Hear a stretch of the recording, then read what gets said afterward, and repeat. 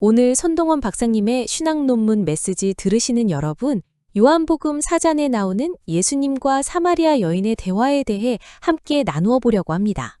이 이야기는 정말 깊은 신학적 의미가 담겨 있어요.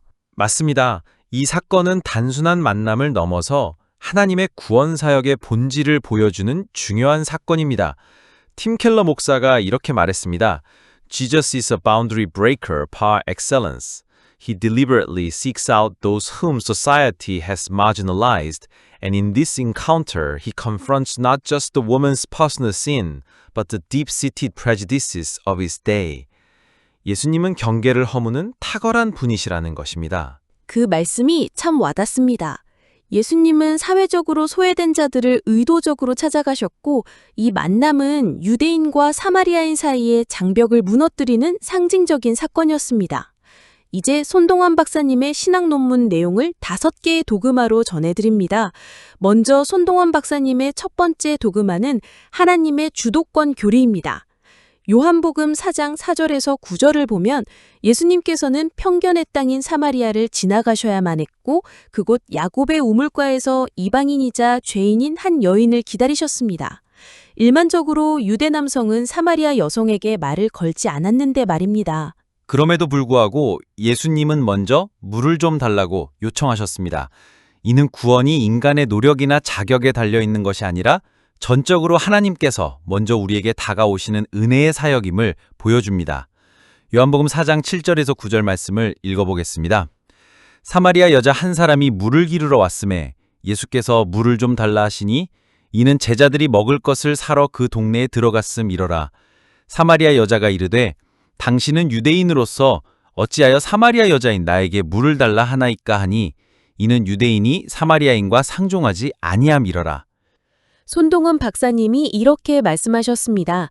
로마서 5장 8절에서 우리가 아직 죄인 되었을 때에 그리스도께서 우리를 위하여 죽으심으로 하나님께서 우리에 대한 자기의 사랑을 확증하셨느니라고 하셨듯이 구원의 시작은 우리의 회개가 아니라 하나님의 주도적인 사랑입니다. 이제 손동원 박사님의 두 번째 도그마인 생수의 교리에 대해 말씀드리겠습니다. 예수님은 여인에게 네가 만일 하나님의 선물과 또 내게 물을 좀 달라 하는 이가 누구인 줄 알았더라면 네가 그에게 구하였을 것이요 그가 생수를 내게 주었으리라고 말씀하셨습니다. 여기서 생수는 단순한 물리적 물이 아니라 예수님께서 주시는 영원한 생명을 의미합니다. 여인은 여러 남편을 두었지만 결코 만족할 수 없었고 그녀의 갈증은 영적인 것이었어요. 존 파이퍼 목사가 이렇게 말했습니다. Living water is the gift of the Spirit, the wellspring of life from which we may drink and never thirst again. Jesus offers this freely to a thirsty soul, regardless of their past. 생수는 성령의 선물이며 과거에 상관없이 갈급한 영혼에게 주어진다는 것입니다. 헬라어 휘도존이라고 하는 살아있는 물은 구약 성경에서 종종 하나님 자신이나 그분에게서 나오는 축복을 상징했습니다. 예레미야 2장 13절에서 말하는 생수의 근원이 바로 하나님이셨습니다. 요한복음 4장 13절에서 14절을 읽어보겠습니다.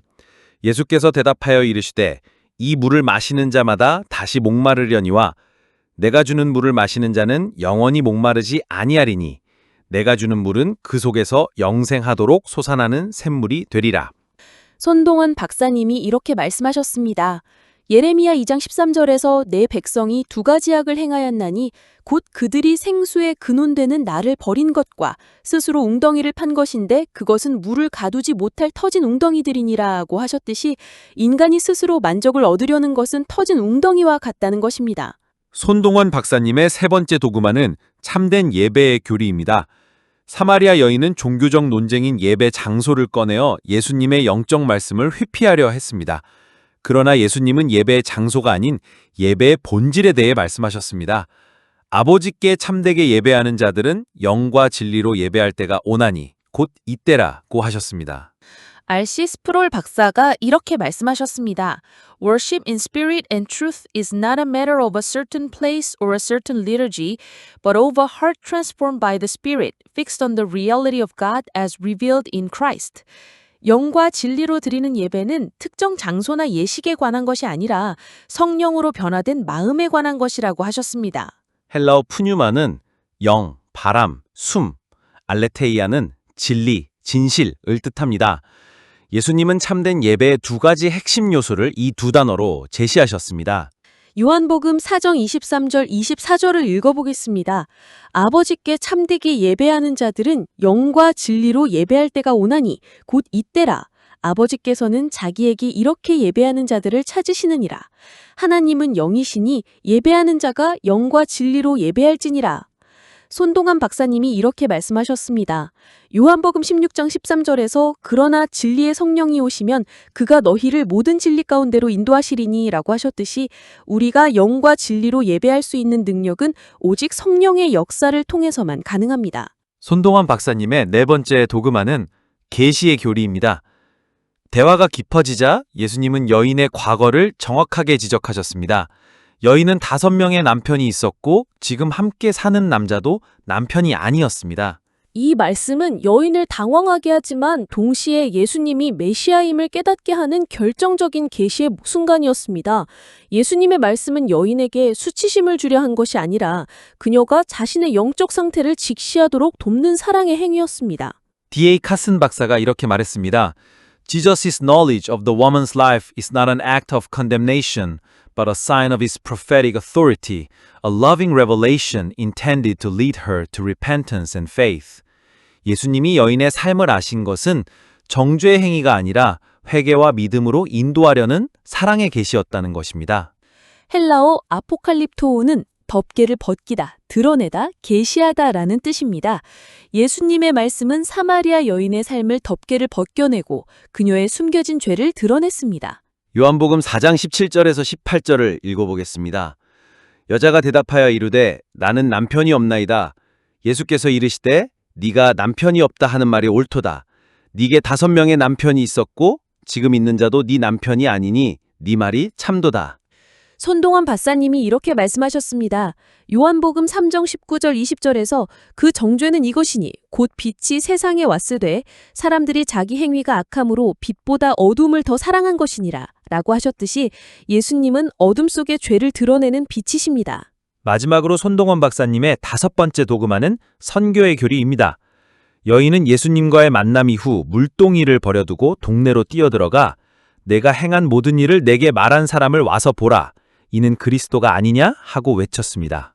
이 행동은 한 영혼의 구원이 곧바로 선교의 동력이 됨을 보여줍니다. 예수님은 제자들에게 눈을 들어 추수할 밭을 보라고 말씀하셨습니다. 이 밭은 바로 사마리아 복음을 받아들일 준비가 된 사람들이었습니다. F.F. 브루스 박사가 이렇게 말했습니다. The Samaritan woman becomes an immediate and effective evangelist. She's a testament to the power of a single transformed life to impact an entire community for the kingdom of God.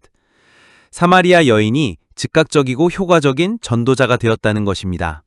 헬라어 테로스는 추수, 수확이라는 뜻입니다. 예수님은 영적으로 목마르고 소외된 사마리아 공동체를 추수할 준비가 된 밭으로 보셨습니다. 요한복음 4장 35절을 읽어보겠습니다. 너희는 4달이 지나야 추수할 때가 이르겠다 하지 아니하느냐.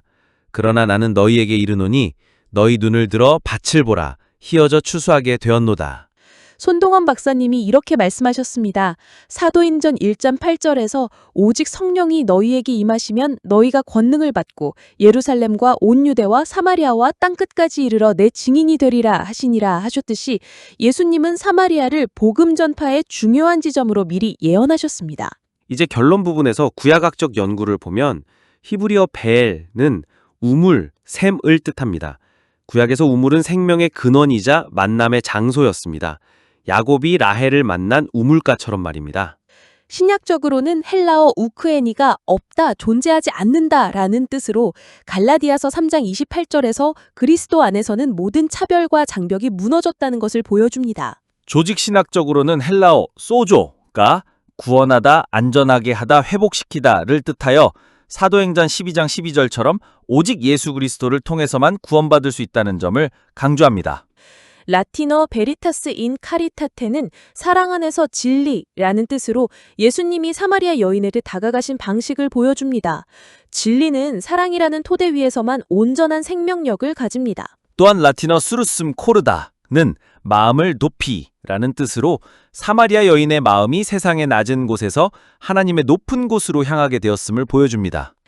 D.T. 나일스 박사가 마지막으로 이렇게 말씀하셨습니다.